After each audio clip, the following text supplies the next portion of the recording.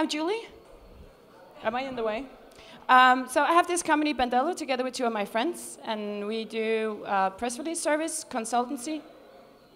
It's the sound outside, it's not me screaming. Okay, great. And that's what I do for a living, but then I do a lot of other stuff for fun. Next. One of the things is Nordic Game Jam. How many of you know what Nordic Game Jam is? That's about half. That's good. It's me in the corner. You should come up. It's the biggest on-site game jam, and we host it up in Copenhagen, and we're having a lot of fun. We're drinking a lot of alcohol and doing really weird shit. Hence the Justin Bieber game I'm going to show you later. Next. And then together with some of my friends from the Nordic game community, we are doing this thing called Unicorn 7, which is a website for game jam games, and that everyone can use. Just if you host your own game jams, just put your games up there.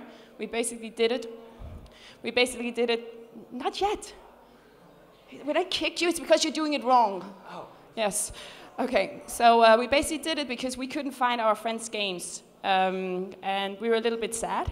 So therefore, we decided to make this website so we could put our games up there and our friends could do it, and it's a lot of fun. It's not done yet. I don't know what we would call it, whether it's alpha, beta, whatever. We'll have it done in a couple of weeks. It works, but we're going to have more features in it. Oh, yes. Thank you. So what I'm talking about is power to the indies, and basically the uprise of the indie community over the past few years, because before, this was what an indie developer looked like. No money, just publishing freeware games, and it was like everyone sort of wanted to program for food, and most people were going to buy donations, free beer and free food from friends. And next. And this is sort of what the indie industry looks like now. They are rock stars. And I want to tell a little story about both Tim and Rami, because Tim, I met him for the first time 2 years ago in the Double Fine studio. And back then, they were very publisher dependent. Double Fine was about, shit, I'm making a lot of, is it okay? Can you hear me? Excellent. That's why I says yell. Back then, Double Fine was financing all their games by publisher funding. They're very dependent on publisher. They had some sort of creative control, but they were in a situation where Tim always had to go out and find publisher for the next project before they were done with the first. And they rarely had any freedom to experiment too much because it was really risky if you have a studio with 60 people. And he was telling us this, and we were all like, but Tim, you're our hero, and how can you be publisher dependent? Then 1 year later, he did the big Kickstarter event that I guess everyone knows about, and that went pretty well, and now he's back to being super independent. And this was a photo I took with Rami's camera at PAX, because I thought it was so cute to see the two guys sitting next to each other, because it's sort of like two generations of indies. And then Rami, I met him first time some years ago, before they had put Super Crate Box online. And I'm just really super amazed what him and JW have accomplished together with the help from all of their friends. And then next, have any of you heard about the Indie Mega booth at PAX? Yeah, that's freaking fucking awesome. And this year at PAX East, it was the biggest booth in the entire area. And Indie Mega booth is sort of put together by Kelly, who is also really, really, really awesome. And actually what leads me to sort of my next topic, because Rami and I were talking the other day, about Kelly, because she's awesome, but also about an article that was written about Kelly, where it was stated that she was one of the most influential women in the indie industry. And she is, by far.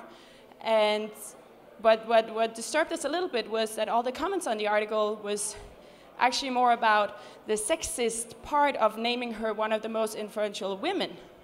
Well, fact is that she is a woman. That's true. And fact is that the article was not about her being a woman. It was about what she's doing, and that she's freaking awesome. But actually, because of this, and because of one of my friends telling everyone that I would talk about women in games, thank you, Brony, I decided to change this talk a little bit. Next. So I'm actually going to call it Power to the Girls. And it's basically because, well, especially at GDC this year, there was a lot of outrage and screens about booth babes, and there were a lot of screens about how women are treated in this industry. And suddenly women were a lot in focus, and I am a girl, I know that. I don't feel like a girl, I feel very much like a tomboy instead. And I'm just a little worried that because of all this attention that it's going to change a bit for us girls who are actually in the industry and don't feel it being a problem to be a girl in the industry, because we're normally the girls like making a lot of noise and like, yeah, pretty strong, and if the guys are being rude to us, we're just going to kick their asses. So we don't really feel it as a problem. And also in, like, first of all, in Northern Europe, I don't see a lot of sexist jokes or anything among at least game developers. And most of the guys are a little bit too shy to be sexist, I guess. We've been talking about that. This is my other booth babe, Master Commander. Come upstairs. Yes, excellent. I think you should do next. Yes. So this is me. And then I'm in the way. No. You can be over there. Then I can point at you. Otherwise I can't see you. All the way over there. Okay, you can come over here. It's okay. So basically, this is me. I grew up with 2 older brothers. I was playing a lot of shooters, and I always consider myself one of the guys. But since I do have 2 older brothers, sometimes I would be like, and they would say like, "Oh, Julie, you can't do this because you're a girl," and I would fucking hate that. And I really don't like special treatment because I'm a girl. I know I make a lot of noise. I help out a lot of my friends. I bully a lot of my friends. I get shit-faced. I get us kicked out of bars. We got denied alcohol last time in San Francisco because of me. And yeah, that's basically me. But I'm just Julie. I'm not objectified by my gender. Like, I'm not the girl. I'm Julie. And suddenly, like, because of all this stuff about girls in the industry and booth babes, etc., there was a lot of attention. Oh, Julie, like, she's always screaming loud, so let's get her to talk about how it is to be a girl in the game industry. And this was like one of the only places where I was not asked to do it, and now I do it. Fuck yeah. Next. This is how a lot of other girls in the industry, they sort of see themselves, playing games and screaming at guys online. That's pretty cool. And then next. This is from a conference I was at recently in Kiev. So this is how I guess a lot of people in the game industry might see girls, or at least outside of the game industry who are not developers themselves. They just see these beautiful half-naked Russian girls. And I must say, I was a bit shocked. I was like, ooh, they're naked people. And I was scared, and also because they were actually walking around interrupting meetings and doing like this. I'm like, hey, what are you guys talking about? And you're like, we have a meeting. We like try to focus. This is really odd. And that was a bit of a disturbing situation. But I would say, like, I don't really associate myself with those girls. Like, they're not a species. I'm a girl, and it doesn't really offend me too much. I think it should. Like, I'll probably be outraged now for saying this. And I think it's really good that there is this whole thing going now that we should, like, the booth babes could wear more clothes or maybe be guys. Like, I have a booth babe, he's a guy. I also have a booth babe, she's a really, really strong girl, and she'll kick your ass anytime. I'm a little bit scared of her. But, like, then we've been talking about, should we get more girls in the game industry? Because Ole, for instance, he's a little bit sad sometimes when he looks in the game industry and he's like, all the good girls are taken. And then I was talking to Riga about it, and she said that, no, Julie, because then we'll have competition. Yeah, and that's really bad, because we're really in a good point now. It's funny, because if you are a girl in the game industry, you have this one advantage, maybe you have a few more, but it is that people normally remember your name. Because you're like, oh, but she's the only girl. I'm like, yeah, and I make a lot of noise. I'm Julie. People will know that. Next. But actually, to sort of get back to my point, because I do have a point, some years ago, I was doing 3 conferences in a row, and it was pretty hectic. And at one point, I was really tired of talking about myself and what I'm doing. And I started to lie. I'm really good at lying. And I started to lie, and I started to tell people that I run an agency called Booth Babes with Brains. And I rent out booth babes, but booth babes with brains. And then I got a lot of questions, and like most of the guys I was talking to, and this was at the GDC Online, so a fairly commercial game conference, and most of the guys I was talking to, they were like, Julie, we're actually not interested in booth babes with brains. And I'm like, yeah, sure. So it was apparently not a good sell, but I did have some supporters. If you go to the website, I'll show you afterwards. Like you can see who they were. So I did have some supporters for the idea. Like people, they called my prank. Like they figured out it was a joke. Apparently I got drunk and then I told them or something, or I couldn't like have a straight face anymore. But it was fun for as long as it lasted. For people who didn't know me, yeah, it's Julie. She runs an agency called Booth Babes with Brains. Next. And then actually what it turned into, after a little conversation with some good friends, Brony here and some of the other guys, we were at an event in Stockholm, and the guys, well, now you're not that skinny, but all the other guys were super skinny, and like also long hair and super skinny, geeky guys who us game girls we apparently are attracted by, right, Riker? Mm-hmm. Yeah, just say yes. Mm-hmm. She has brains. And no, not yet. Not so hectic. And then they showed me a photo of Dan Tabor.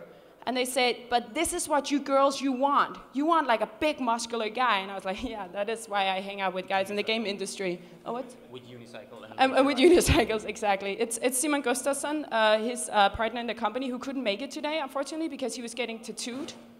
Yeah, tattoos over travels. That's a very good Red Grim policy. But he did this photo of Dan.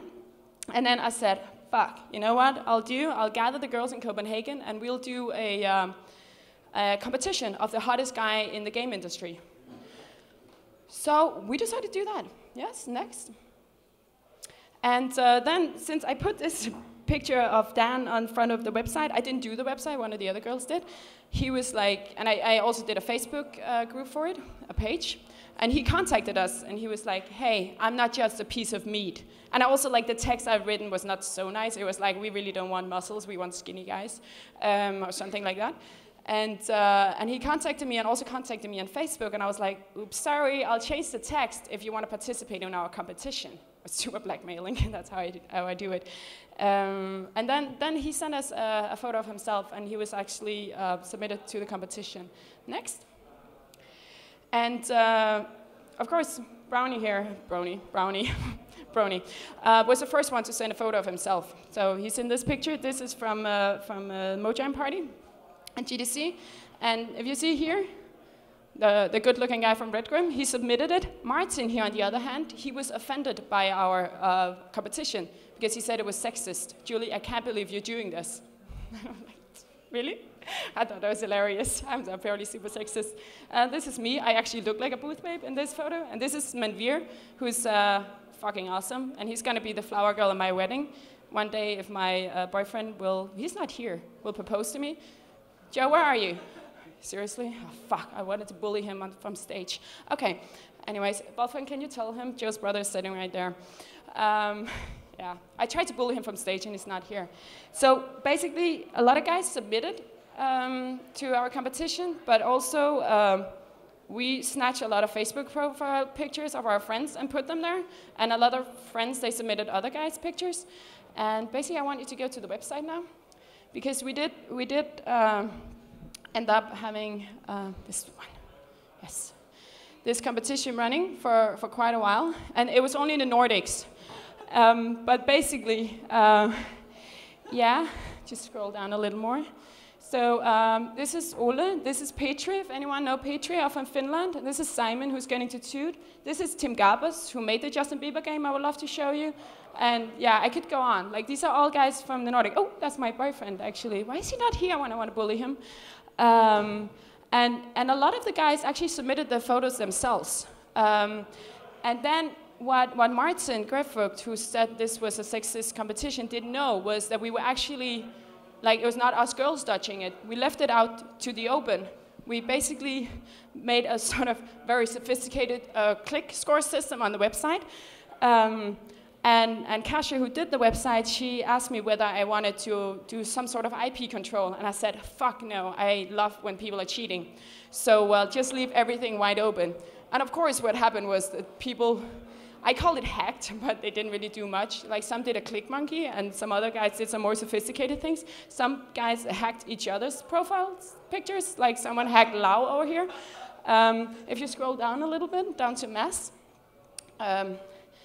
Mass here, his friend hacked it, so he actually had a really high score, but then some Swedes, I think it was not you, no, it was some other Swedes, they hacked it so they would just time it with -1. So he was about to win, but then he didn't. And then if you can get Tim. And on the day where we were deciding who would win, Tim here, who I do a lot of stuff with the Unicorn 7 thing in Nordic Game Jam and all this stuff, he started to hack. But the thing was, the website was so slow because of the hosting service I had chosen, so he barely made it, so he won over Lau. And he was our hottest game guy in the industry. So my conclusion is that, well, basically, it was a hacking competition, it was fun. I think it was sort of our way, us girls, to say, yeah, well, let's objectify guys instead. And then let's leave it with that, because we actually don't want to be in the center of attention of this debate. And this was before it like really got crazy. This was last year. And it was really, really a lot of fun. And we're going to do it again this year. But we're going to do it for, like, I was considering doing it for the entire world, or anyone who has association to anything I'm doing, I guess, Nordic Game Jam or whatever, or just in Europe. And basically, all of you guys can submit. And I think we're going to make it a hacking competition again this year.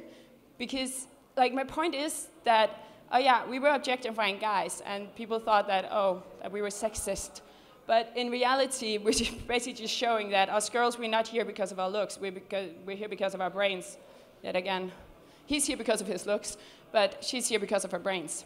So why there are not that many girls in the game industry? I was actually talking to a Finnish friend of mine about it yesterday, because so he was working at this Finnish really big developer and was sort of their PR representative, and he would be called from Edge one day and asked about, like, why are there not more women at your company? And he was like, whoa, maybe I should be careful with answering that without really thinking it through, because the reason there were not a lot of women at his company, there were a lot of artists, a lot of designers, but they were also like a very programmer heavy company at that point. So, and there were just not that many women from the Finnish universities that had a programming background or degree. So that was it for him. I think, like, we see more and more girls in the industry, and also, especially where I come from, from Copenhagen, and Denmark in general, the whole Nordic region, there are not that many female programmers, but there are a lot of female artists and a lot of female animators. But it's also like, I'm a rare species myself, because I actually have a business degree and no development degree. I do games myself, they're fairly crappy, but now at least I do games that people want to play. It's better than 2 years ago. But I think it's a question about interest and education, and also what skills are needed in the industry. Like, I see more and more girls at the game educations, at least in Denmark and Sweden, and also Finland for that matter. So I think there will be more. And I think also now that the whole industry is sort of, well, also accepting game development as such. Well, not the industry, but the consumer side. Like, gamers some years ago was just like 15-year-old boys sitting and drinking Coke all day long. Now there are a lot of female gamers, right? So there are a lot of people who are getting into the industry because they love playing games. And that has been natural all the way through. Most people here, I guess you're in the industry because you started playing games as kids, and then you said, okay, this is what I want to do when I grow up. And that's basically what's happening with girls too. The girls I know who are in the industry are because they play games as kids, started later on playing games, and that's why we're here. So I think the more girls that are playing, the more girls will also be in the industry. And also, well, I would say, like, actually over the years, there are more and more girls. Maybe it's because I also notice girls more. Like, when there are other girls at an event or at a party, you're like, you notice them, you know them. Like, we're all friends. We all hang out together, and it's sort of nice that there are other girls. And it would be nice, of course, if there were more, but I don't see it as a problem as such. Oh, and now we need audio. What is happening? I need a volunteer. You want to come out and play? What's up, Oslo?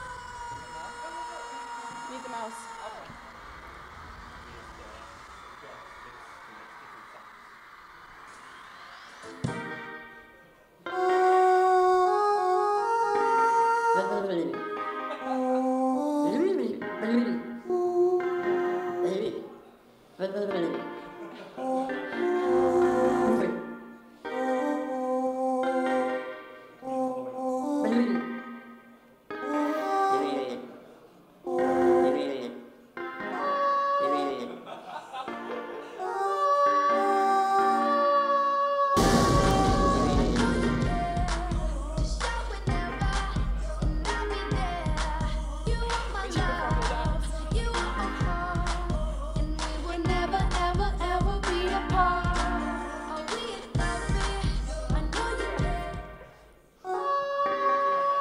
So basically, this game was made by Tim Garbers, who won the Hottest Game Guy 2012. And I'm just saying, guys, if you participate in this, you could do games like this too.